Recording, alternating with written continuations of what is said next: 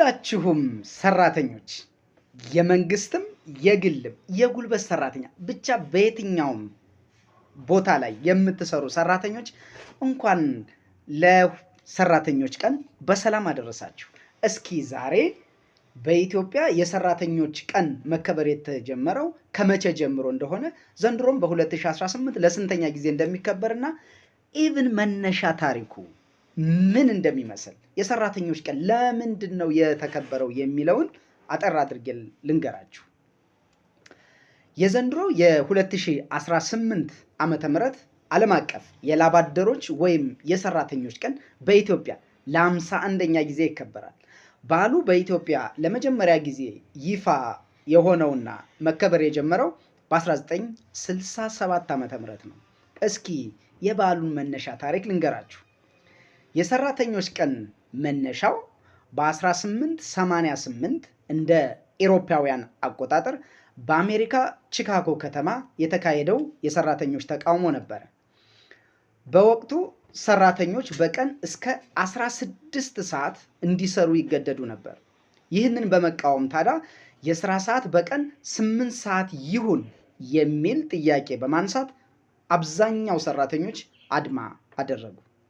በሰላማዊ ሰልፉ ታዲያ በርካታ ሰዎች ግጭት ተከስቶ ሞተዋል።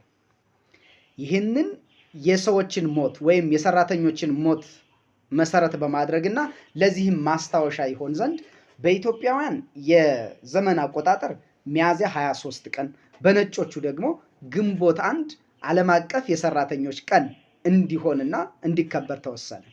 ዋና ዓላማዎቹ ምንድናቸው ስንል አንደኛው የስራ ሰዓትን መገደብ ነው።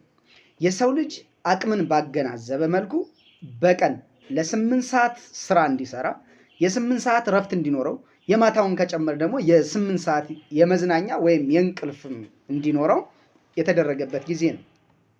ሌላው መብትን ማስከበር ነው ዓላማው።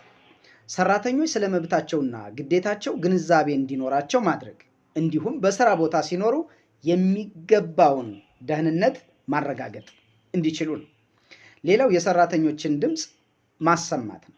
ሰራተኞች በማህበር ተደራጅተው ቅሬታቸውንና ፍላጎታቸውን ለአሰሪዎቻቸው እንዲሁም ለመንግስት በጋራ የሚያቀርቡበት መድረክ መፍጠር ነበር ዓላማው።